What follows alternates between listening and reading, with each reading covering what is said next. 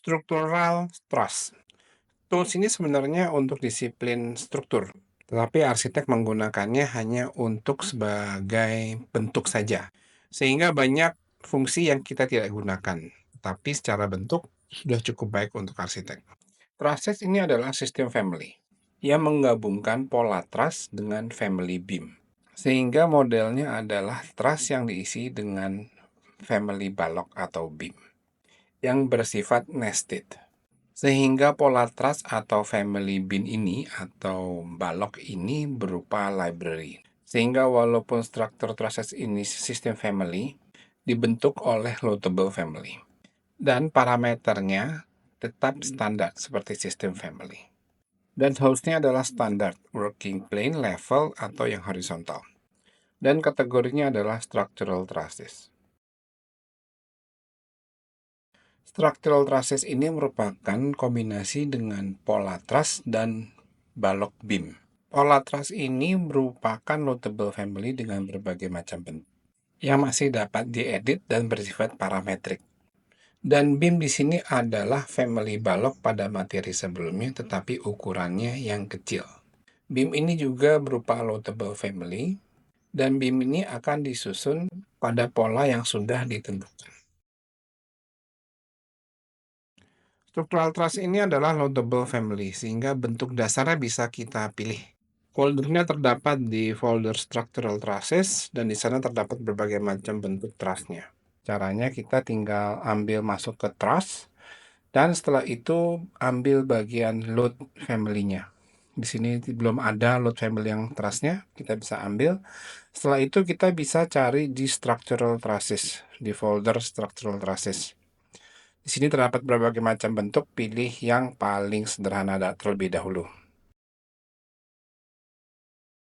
Batang-batang pada trussnya ini adalah loadable family, berupa beam.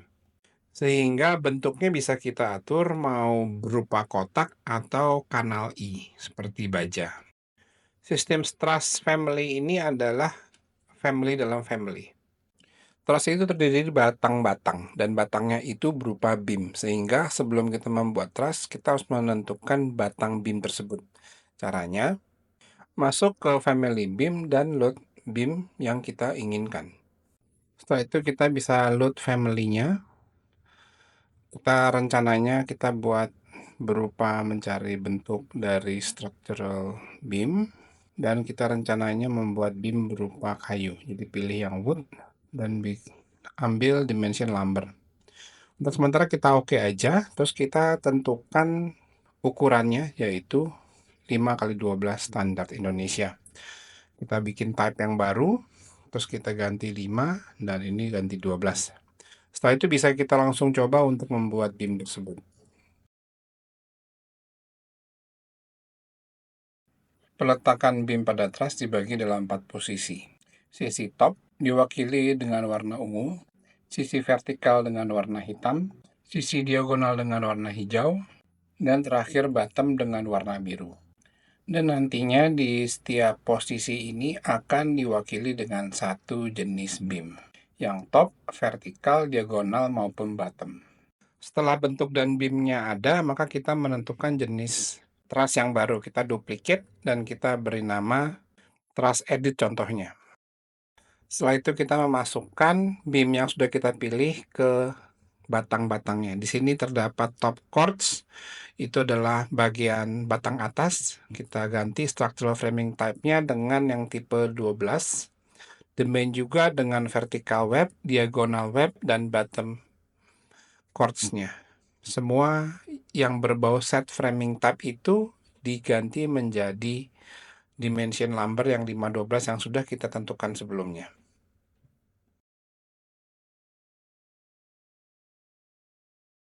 Setiap benda dalam Revit ini memerlukan sebuah working plane, dan truss memerlukan working plane level. Selanjutnya dapat kita coba langsung seperti membuat garis. Jadi pertama kali kita menentukan working plane-nya dan kita buat garis lurus. Dan truss sudah jadi di working plane yang sudah kita tentukan. Untuk ketinggian dan jarak batang vertikal itu bisa kita atur setelah benda ini sudah jadi. Jadi kita tinggal klik di bendanya, Setelah itu kita cari truss height-nya di bagian dimension-nya. Jadi misalkan kita 220, maka dia akan jadi ketinggian 220. Dan untuk batangnya itu di max panel width, ini masih 150, bisa kita tentukan selanjutnya. Sekarang kita akan meletakkan atau membuat truss tersebut di atas kolom. Maka yang wajib yang sudah harus kita punya adalah working plane di atas kolom tersebut. Kita tentukan trussnya dan kita bisa langsung untuk membuatnya. Tapi pastikan kita buatnya di level 2 alias di atas kolom tersebut. Seperti membuat garis, kita tinggal tarik garisnya, maka truss tersebut sudah dibuat di atas kolom tersebut. Cara yang lain adalah kita bisa masuk ke floor plan working plane-nya. Setelah itu kita bisa buat langsung seperti membuat garis truss-nya, tapi lihatnya dari atas. Lebih presisi. Cara yang berbeda tetapi hasilnya sama. Bentuk dari truss ini tidak hanya baku seperti pada loadable family-nya, tetapi setelah terjadi masih bisa kita bentuk lagi dengan edit profile-nya. Untuk menentukan bentuk truss secara manual, kita tinggal pilih truss-nya dan edit. Dan kita pilih dengan top chord-nya, itu untuk mengedit bagian atas. Setelah itu, seperti kayak garis, kita tinggal edit garisnya. Bisa kita trim, bisa kita slice terlebih dahulu. Pada prinsipnya, garis tersebut bisa kita edit sesuai yang kita inginkan, sesuai dengan bentuk yang kita inginkan. Setelah itu kita oke, maka bentuk truss sudah menjadi seperti apa yang kita inginkan. Setelah itu kita bisa melanjutkan pembuatan truss-nya dengan menghubungkan kolomnya. Tapi pastikan working plane-nya sudah posisinya sudah benar di atas kolom tersebut. Seperti membuat garis, dan garis itu akan diterjemahkan menjadi truss.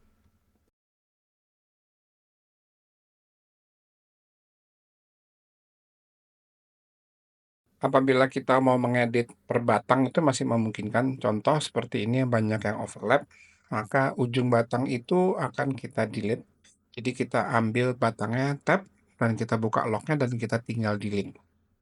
Dan ini ada beberapa benda yang overlap, ini bisa kita tarik sedikit keluar dan kita drag, maka bentuknya jauh lebih rasional. Bahkan apabila kita ingin mengganti salah satu atau beberapa batang pun juga bisa, kita tinggal pilih batangnya dan kita ganti selama beamnya sudah tersedia. Level dari akhir atau awal truss ini dapat kita atur, yaitu di bagian constraint dan pilih yang offset. Di situ ada start dan end, dan kita bisa atur posisinya dia. Untuk menyempurnakan hubungan antara baja atau beam itu bisa dengan apply notching. Gunakan unlock untuk memajukan atau mengextend sebuah batang baja. Gunakan apply notching untuk menentukan baja mana yang menang dan yang kalah. Dan apabila terdapat atap yang tidak beraturan, itu bisa di adjust top base, sehingga atap bisa ditopang dengan sempurna oleh truss ini. Contoh lain adalah kita akan mengoffset benda truss ini ke bentuk di atasnya. Dalam hal ini adalah atap. Kita tinggal pilih mode, pilih attach to top. Setelah itu kita langsung pilih atapnya. Nanti dia akan langsung melanjutkan bentuk truss ini ke atasnya. Tapi ini seperti wall, jadi kalau atapnya di delete, maka dia sudah tidak memiliki acuan. Jadi atapnya harus tetap ada.